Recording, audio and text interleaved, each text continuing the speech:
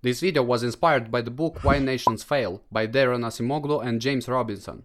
Did you ever wonder about the fact that in the 21st century, in the midst of globalization, there is still such a big inequality when it comes to income and living standards in the world between developed countries like US, UK, EU, Japan, and developing ones? The answer might sound quite obvious if you're gonna say something like, "Duh, it's because they were enslaved and robbed by European empires for centuries."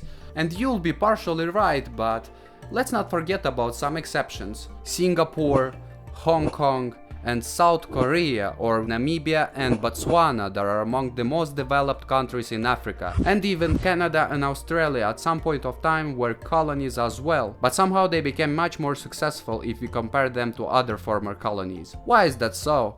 Before, there have been many different hypotheses suggesting such things like culture or geography to be the main factor for income inequality between nations, like environmental determinism, which is the study of how physical environment predisposes societies and states towards particular development trajectories. Shortly, it says that the people of tropical climate are much more lazy and not prone to curiosity as people from places of temperate climate.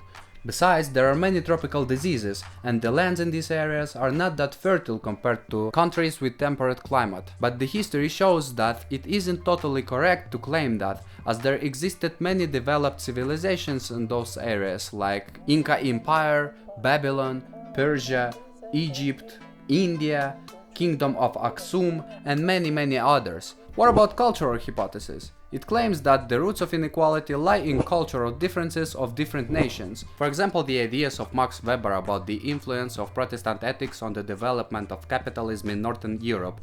And it is also only partially true, because indeed, the culture really has big impact on the politics and economic growth, but it isn't the culture that is crucial in explaining why some countries are poor while others are wealthy. Because we also have examples like North and South Korea or Western and Eastern Germany that, despite sharing the same culture, are quite different in their economic growth.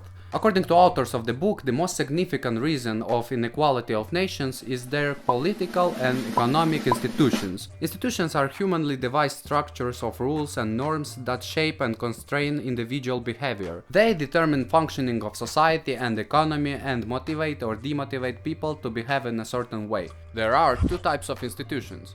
Inclusive institutions, those which protect property rights of a large section of society, allow a large number of people to get some influence on decision-making processes, they do not allow unjustified alienation of property and allow all the people to participate in economic relations for profit. Exclusive institutions are the opposite, as they give all the power to very limited number of people, a political party, oligarchs, monarch, members of his family, dictators, which obviously is negative for every development. One of the most important things about institutions, in the context of our today's topic, is their influence on property rights. Exclusive institutions protect property rights only of a narrow circle of elites, while inclusive institutions protect property rights of a wide section of society. Let's imagine a guy. His name is Billy. Billy is a farmer. He lives in a country with no private property rights on land, or with no effective public mechanism for guaranteeing private property rights. So Billy leases the land from the state. Most likely that under such unsure circumstances, Billy isn't motivated enough to invest enough money in increasing of production, to care about soil, or to expand his business, because he never knows for sure whether government will allow him or not to work here in the future. Now let's imagine that old Billy actually lives in some country with private property rights, but one day the government authorities decide to take his land and tractors out. So angry Billy goes to court to seek for justice. The court and judiciary system is one of the branches of state power, so any developed government should set such rules that will not allow any government authority to interfere the work of judiciary system, in order to guarantee the property rights of the ones like Billy. By the way, ladies and gentlemen, there is the institution of separation of power. Such things like democracy and freedom of speech are also very important for keeping political and economic institutions inclusive, because it creates the environment when the large group of population has some impact on decision-making processes by electing representatives. Inclusive political institutions provide inclusive economic institutions. Inclusive economic institutions create inclusive markets, which not only allow people freedom to choose a profession according to his talents, but also create competitive environment, which is important for any development. And this is the key difference between North Korea and South Korea, Western Germany and Eastern Germany. There are actually countries that, despite having inclusive economic institutions, at the same time got extractive political institutions, as history shows, that make them successful in short term, unlike countries like United Kingdom, whose institutions for more than 300 years keep providing stable economic growth and political stability.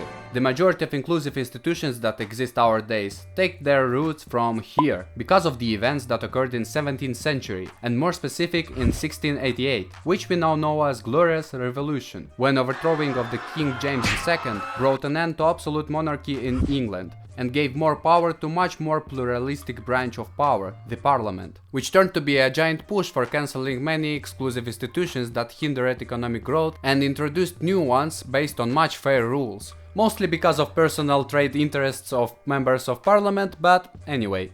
So, for example, was cancelled the royal monopoly on slave trade in Africa, as well as many other royal monopolies. Was established free elections, the freedom of speech and debates, the right of the subjects to petition the king, also many laws to stimulate industrial production was adopted, many heavy taxes cancelled, and in 1694 was founded the Bank of England, which led to a huge expansion of financial markets and banking. So in the beginning of 18th century, loans were available to everyone who has enough talent and creativity to start own business or to monetize own inventions. Like the spinning jenny, a multi-spindle spinning frame, was invented by Weaver in 1764, power loom invented in 1785, and of course many varieties of steam engines. So by beginning of 18th century, all of these factors like improved and new property rights, improved infrastructure, better access to financial markets and protections of merchants and manufacturers.